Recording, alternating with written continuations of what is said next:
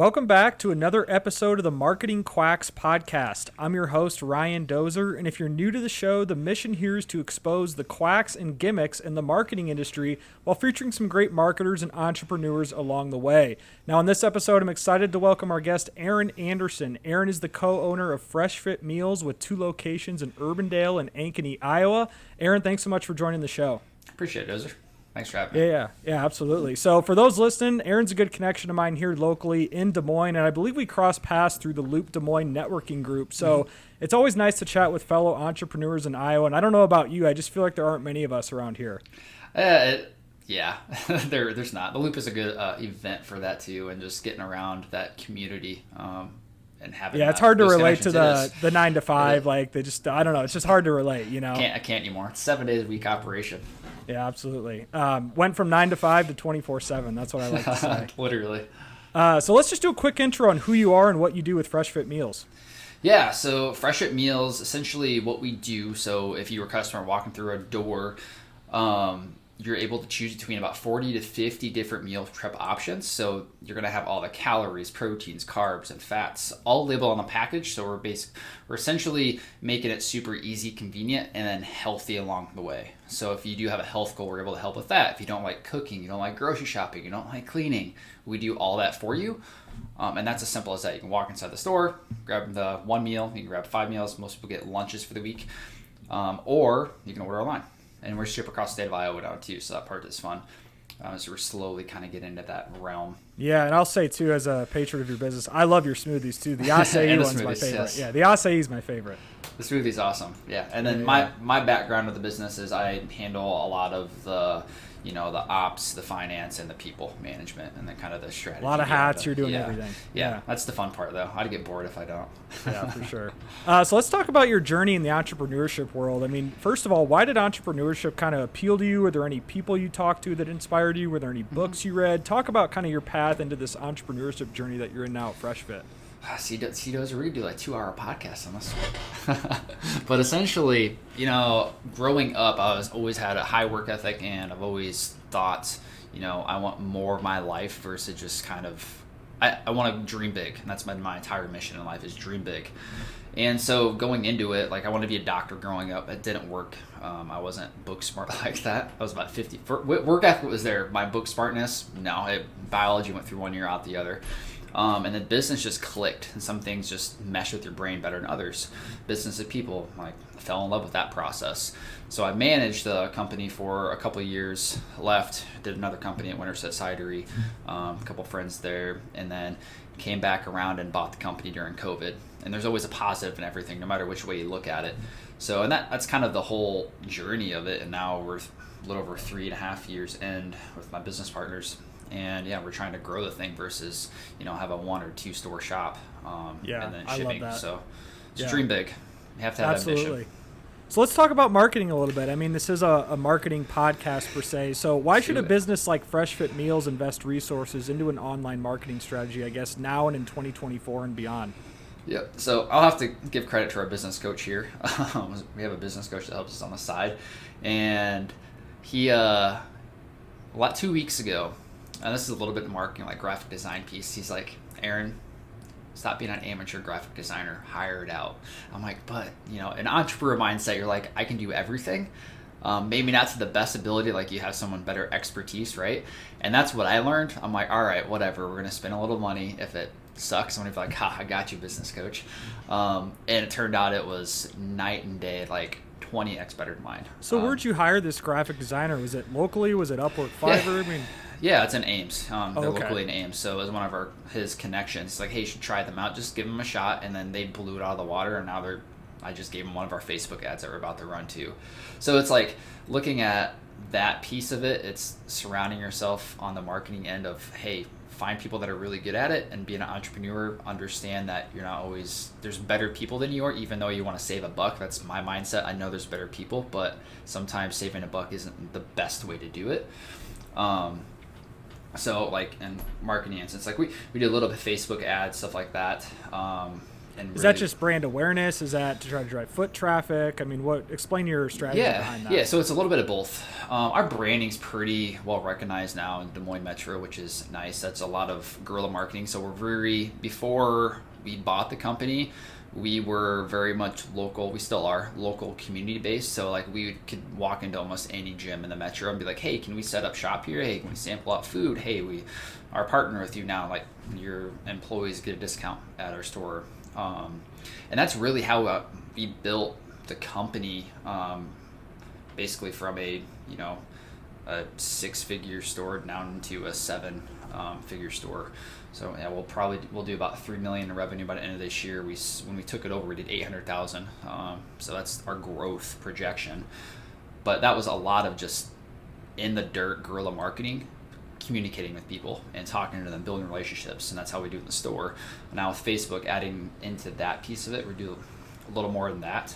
We're doing more brand awareness, and then we're doing like this next week. A snowstorm kind of ruined it, but I was going to launch it this week. But we're going to do a buy one meal, get a meal and a free smoothie for first time customers walk in. So it's really such for the new year. So we're trying to drive that traffic and retain them, because we're about retention versus acquiring people. Yeah. So give them a good experience, and if our experience is good enough on the customer end and the product, we're going to get them continue to come back in. It's a retention game. For sure. And you're in a very competitive niche too. I mean, Fresh Time, I believe they're the big player nationally. I mean, how do you compete with some of these big players that are already established in the meal prep space? I mean, how do you defer your online marketing strategy to capture someone's eyeballs for you instead of a well-known brand? Yeah, so like our biggest USP is you get to talk to a human when you walk inside the store, unique selling proposition. So we have 2 retail storefronts. So you're not only going to get the food, and it's going to be a little bit cheaper because you're buying it from a storefront versus the shipping, because the shipping is expensive. I understand that piece now. That's why it's surcharged. But we're trying to acquire you, but we're also trying to retain you and see what emotional tie you have to our food and what goal you're trying to obtain. Like if you're trying to meet a goal, you get to sit down back with a dietitian, like a one-on-one, face-to-face. So if we're going to follow up with the weekly, hey, did you like this meal? Did you not like this meal? Cool, let's adjust that. Hey, keep going. Like it's more of a motivation and coach piece. But she's free of charge. All you're doing is paying for the food. So that's really what separates us on that end is you get a customer facing. If you do have a bad experience, we're going to be like that on the spot, fix the problem, and then move forward. And that's our piece.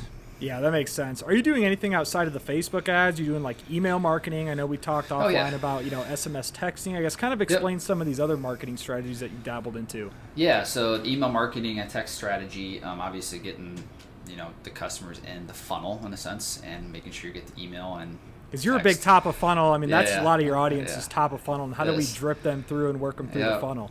Yeah, so we have a drip campaign that goes on every 3 weeks or so. If they don't order from that time frame, automatic email goes to them to get a discount to hopefully get them back in or get attention to it. And then probably twice a month, I don't like spamming stuff out like a lot of other companies do. Is you just get a stop text and you're like, we're political year right now, so you get a bunch of texts. I'm like, stop texting me, please. Like I do, but don't care. But that's not what we're trying not to do that in. So every about 2 weeks, I'll shoot out an email and a text blast of either a coupon or, hey, we're doing this. Hey, we just launched this VIP program, or hey, it's $20 off with the Fresh Fit 5 for a meal plan. Like that's a piece of it. So. Got it. I saw your VIP thing you hinted at. So this kind of hinted at my next question. For 2024, what are some big, focuses that you have for Fresh Fit, whether it's marketing strategies, like you talked about that VIP thing? What are some big goals that you have for Fresh Fit in 2024? Yeah, so the big marketing kick that we want to do is really, it's marketing, but also customer service, like really hammer home customer service and try to find that emotional tie to the customer when they walk inside the door, because that is the most important piece of our storefronts is the customer walking through the door. Like we have to have that. Otherwise we do get convoluted with, other meal prep companies that are shipping across the nation and worldwide. So that's like the biggest kick of it. And then just keep the funnel moving with those people and then retarget, remarket. Absolutely. So let's transition a little to AI. We talked a little bit before the show. How are you leveraging AI, if at all, in your operations for business, marketing, using any AI tools, ChatGPT? Talk about your experience with AI so far. I know. I need to jump in as you keep freaking telling me to. I'm going to, I promise. Well, you mentioned graphic designer. I'm like, just throw up, Dollar Tree or Adobe Firefly, right? Bing Image Creator. I mean, just do some AI image generation. Yeah, I need to mess with it. I'm going to mess with it. It's my promise to you, Dozer. But so early on as ChatGPT, and I've done it recently too, is like looking at meal plans, which is really cool. Like it's kind of almost a competitive piece to us, but we're still making the food, so like that could never really take over our niche in a sense. So I literally prompted ChatGPT to like, hey, build me a meal plan with these calories and macros or proteins, carbs, and fats, and a grocery list for it. And it built it out with the recipes like that. I'm like, okay, that's crazy. So we might be able to use that a little bit for some recipe stuff that we can kind of take. But that's really all I've dabbled in. I need to You dabble tested more it on on ad copy at all, like Facebook ad copy? Have you thrown, Bard or ChatGPT, asked it for any input there? I haven't done that. I have asked how to. I've done some marketing piece, like what's the best way to market for a meal prep company. A lot of the stuff didn't. So ideation. Yeah, ideation piece of it, but it didn't give me the best prompts yet of what I know from my experience. Like it was like, I don't think that would. Yeah, work. you should try to create a custom GPT at some point when that gets a little more sophisticated. That'd be and have interesting. have it tailored just towards either Aaron Anderson or just towards Fresh Fit Meals, and give it that voice, and then see what you can get from it. Okay, that'd be kind of fun to mess with. I like that. Yeah, I like that too. So let's transition to Quacks now. This is my favorite segment of the Marketing Quacks podcast, and this could be anything in the meal prep space to marketing to the self-development space. Any area that you're dabbled in or spend time in. What are some tricks and gimmicks that you've seen that people do? Oh man, these get good. So a big trick and gimmick that I'm seeing a lot of. I won't name any names because they're a lot bigger than us. Yeah, we don't want to be sued for defamation. yeah.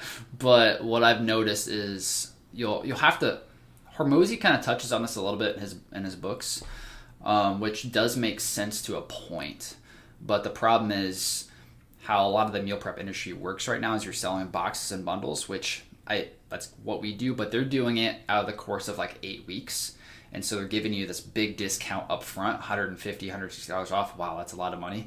But you're also purchasing 7-8 weeks of it. And then as soon as you're done with that, you no longer get the discount.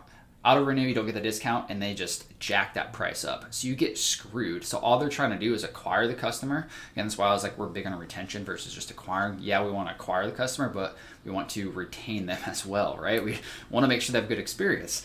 And that's what I'm seeing is, especially when you start seeing the Facebook ads that they're popping up, and you can go through the comments and read, and everyone's just angry because it shoots up price, jacks it up.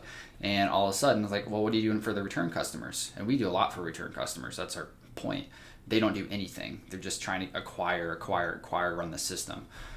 Which it makes sense in a point because what they're doing is they're getting the money up front, and now that money is spent to get the next customer. What Hormozy talks about. Like, it makes sense, but also I don't think it's the best. It's not the best business model for, I think, our industry as a meal prep. Just because you want the customer to be happy. You don't want to rip them off. Well, and you're also dealing with low margins too, right? Yeah, so like you have to crazy. Yeah, you have to keep that in mind. So it should be a retention play, just in my opinion. I don't know the space as well as you do, but it should be a retention play versus acquire. Mm-hmm.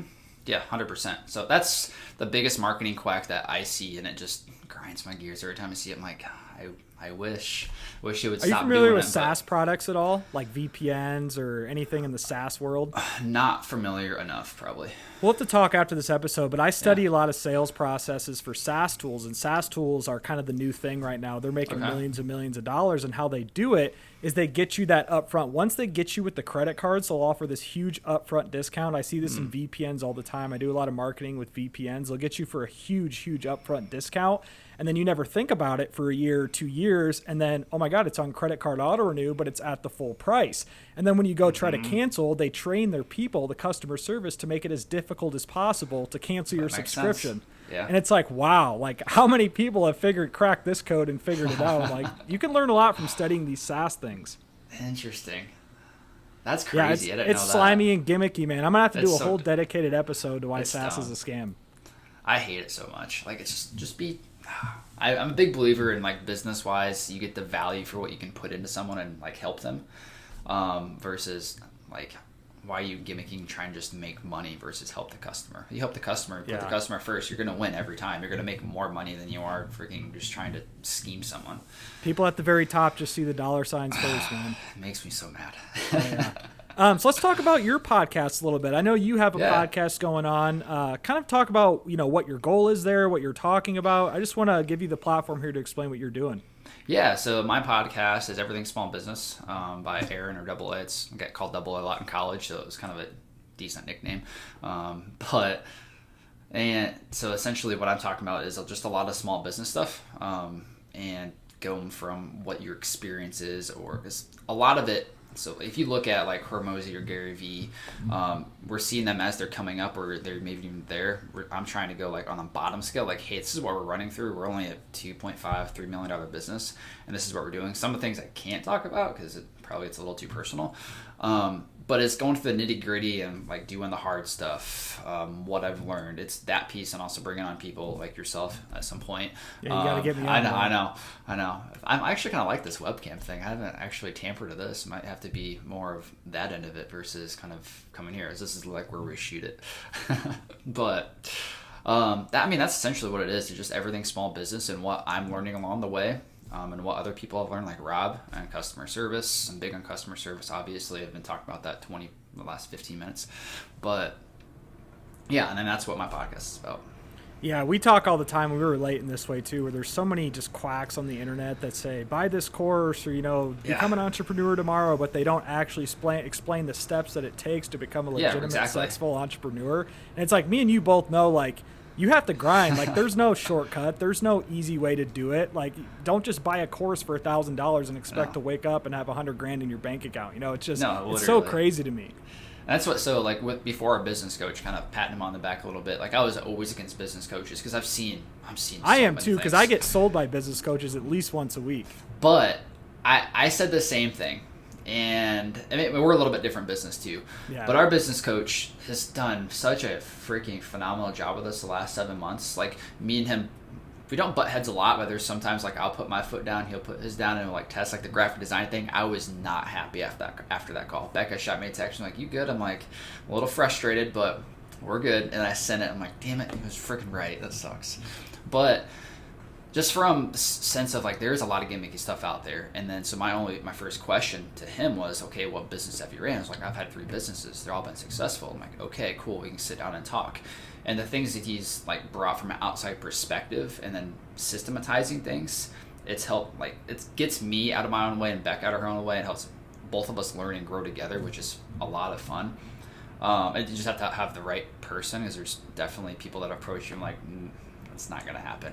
Yeah, I had a 9-to-5 guy at Wells Fargo you probably know what I'm talking about, but I had a 9-to-5 guy at Wells Fargo try to sell me like business coaching, and I'm like, number one, you work at Wells Fargo, like, I don't want to go down the rabbit hole, but I'm glad you brought up the point where he actually has accomplished things in business. If someone's accomplished things in business, then I would definitely give them a shot, because it's always good to have your ego checked. Yeah, you have to, and that's part of the game. It's like, you never want your ego to get too high. You always want it kind of right in the middle. I'm guilty of that, I have to admit. I know. I try to keep mine in the middle, and some, like, if I, like, you're really good on a lot of topics, and sometimes your ego can get a little inflated. Like, I'm good on a lot of different topics, but it's also like, take a deep breath, come back down. Okay, that makes sense. Just, I always try to keep an open mind versus keep it closed. Again, everyone has their expertise in things too, so it's easier to get their ego up when you feel like you know a lot about the subject. But it's fun. That's part of business, though. No, too. You have to have a little bit of ego, right? If you don't, you're probably not the best. Yeah, confidence too, man. Kill them with confidence. That's the way to do it. So this has been fun, Aaron. So any final notes on just marketing advice, entrepreneurship advice, anything that we talked about on this podcast for anyone listening? Yeah, I would say if you're thinking about being an entrepreneur or starting your own business, 1, be smart about it. 2, dream big and don't be scared to jump. Just go do stuff and execute it. Once you execute it versus dreaming it, things change. Take action and be consistent, bro. That's what's helped me. That's the biggest thing. Yeah. So where can people find you online? Yeah, so you can find me on LinkedIn, Aaron Justin Anderson. Facebook, same thing, Aaron Justin Anderson. Podcast, Everything Small Business by, Aaron. Well, Aaron, thanks so much again for your time joining the show. I look forward to hopping on your podcast hopefully soon. Definitely, Dozer.